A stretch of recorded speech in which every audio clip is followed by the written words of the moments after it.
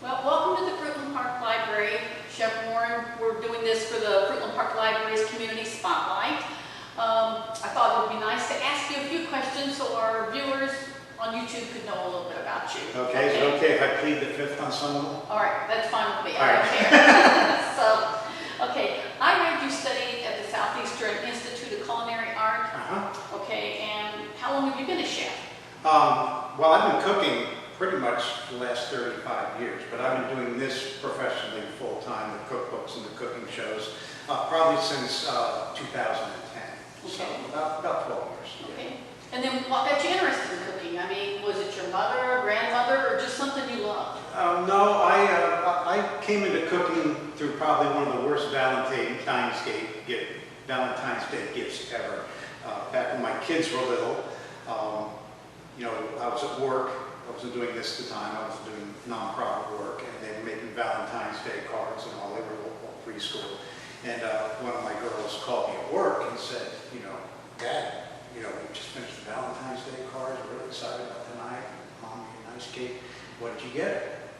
And I forgot it was Valentine's Day. It just got by me. And I was like, oh, it's going to be something very nice. So I got off work and I ran down to the mall. And this is back when the mall had places like B. Dalton's bookstores and Walden bookstores. So I ran into a Walden Books and I was looking frantically for a book to give my wife.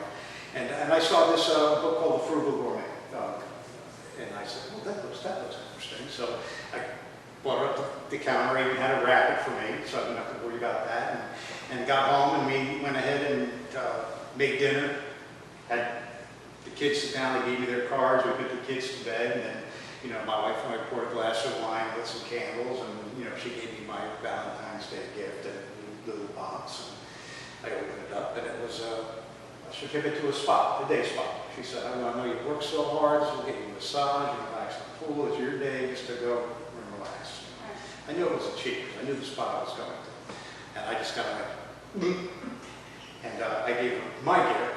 She kind of felt the heft of it, you know, and she probably think it was like some real serious jewelry.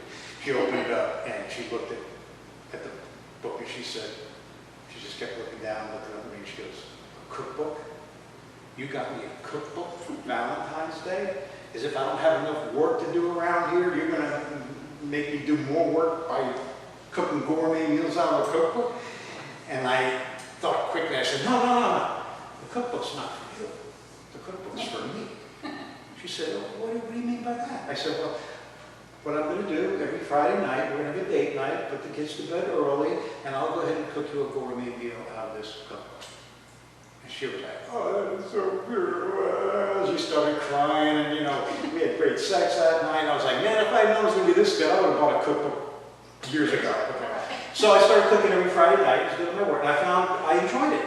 Because I was doing inner city youth work during the day, which is very stressful, so it was nice to come home, pour a glass of wine, pick everybody out of the kitchen, and cooking was relaxing for me. So I started doing it every Friday night, it became every Thursday and Friday, then every Wednesday, and pretty soon I was cooking every night of the week.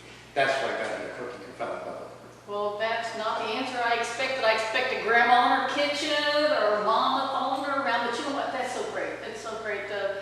Maybe somebody else for Valentine's Day will think about it and go buy their wife a book and start. I don't recommend it, but if you want to do that, yeah. Okay, all right. So today you're going to be doing a program on super summer salads. That's okay? right. And so what kind of salad are you making today? I'm going to be making a layered leaf salad. But we're going to talk about a number of ways to create. These are main dish salads. These are not side salads. So these, you know, we're going to discuss how to make leaf salads, how to make pasta salads, how to make bean salads, and I'm going to give the audience some tips and strategies to where they can make pretty much an infinite number of these salads throughout the whole summer, just by understanding the basic procedures. Then it's up to your imaginations how you want to run with it. So some of it might be stuff people already know, some of it will be kind of counterintuitive, but the nice thing about it, you can make a lot of the stuff that we have, you know, in your refrigerator, your pantry. So we're just going to learn the techniques about doing that. Then I'm going to demonstrate one at the end that's very simple, and everybody can get a sample of it. Just see, here's a nice salad you can make in, you know, 15, 20 minutes. That's so great. Okay, and now I know that we have got the next one scheduled. It's going to be August 19th, people, mark your calendar. And he's going to be doing Florida cuisine, quick and healthy meals using local ingredients now.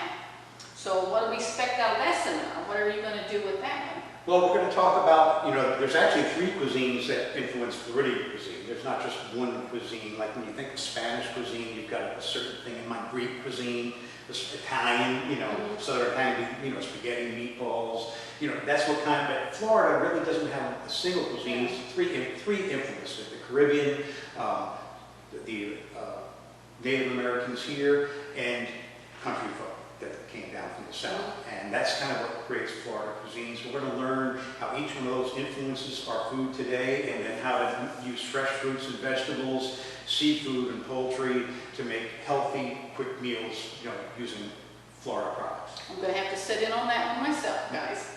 So, all right, and then we've got you coming on October 21st also, November 4th, and December 2nd. So you're going to be doing Companies Coming. So what's that going to be? That's going to be the October 21st one. What's Company Coming? Well, because a lot of my shows are dealing with how to cook for 2 people, so it's how to scale down and cook. But a lot of us, even if we're empty nesters, inevitably we'll have to host a gathering. So we're going to talk about, again, procedures, strategies to be able to host company without being driven out of your mind. So we're going to learn some shortcuts, some techniques, things you can make in advance, so that when your company comes over, you'll be relaxed and they'll be relaxed and they'll have a delicious meal. Right.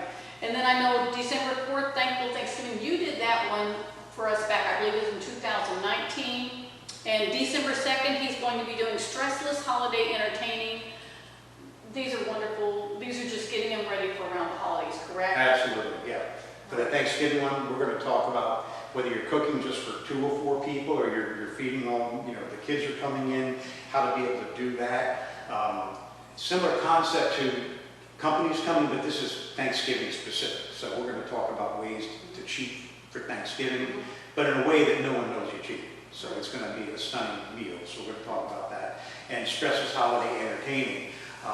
This is something, because we have company over, a lot of times we really don't always go the extra mile, because not, unless it's a holiday, but Christmas, Hanukkah, those are real special occasions. If you're going to host people, you want to be able to really do something very, very nice for them, very memorable. So we're going to talk about ways that you can make almost an infinite number of hors d'oeuvres in under 20 minutes, things like that. Yeah. That's cool. Now, was it the Thanksgiving when you made a soup that one year? I think we did a leftover turkey soup. Right, I think, and it was delicious, people. I will tell you, my husband and I both love the recipe. I got it, we emailed it, I picked it up that night too. So, okay, and you're the author of 3 different cookbooks. That's correct. A new one just come out.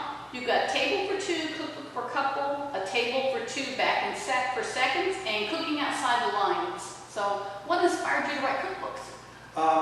My love for cooking, but I also love to write. And I mentioned I was doing nonprofit work.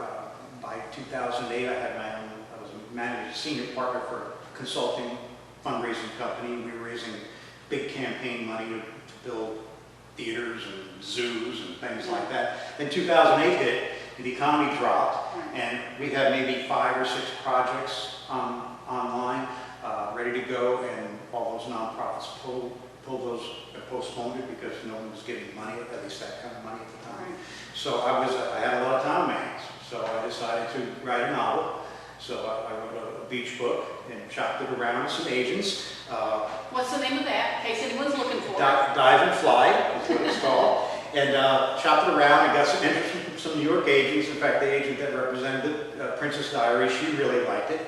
And she said, I really want this, but I need you to write 2 or 3 more books. It's very hard for me to shop a new author on one book, and I was thinking, it took me a year to write this. I can't take another year or 2 to write 2 more and without knowing if it's going to get picked up. Because getting an agent is hard, then to have an agent get you published, you're by the way. So my brother said, well, you like to write, you love to cook, why don't you write a cookbook? So I wrote Table for Two, the cookbook for couples. I was becoming an empty nester. There's 65 million of us out there. I figured a lot of us, I was cooking for 7, now I'm cooking for 2. I had to learn how to do that.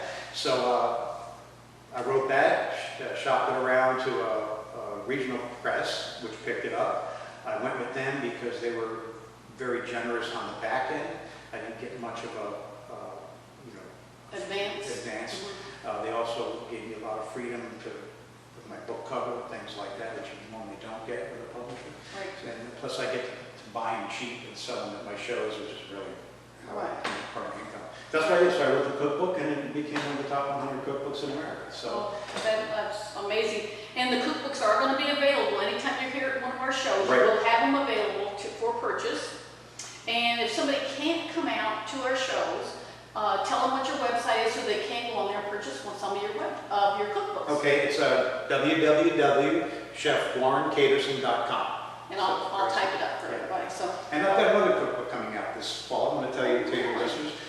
It's Table for Two vegetarian. So it's going to be 235, 245 vegetarian and vegan recipes scaled out for 2. Oh, that's so cool. That's so cool. So, well, thank you so much for coming today, and we appreciate it. And I'm sure when everybody gets here, they're going to enjoy it. Well, thanks, Sherry. Appreciate it. Thank you. You have a good Thank day. you. Mhm.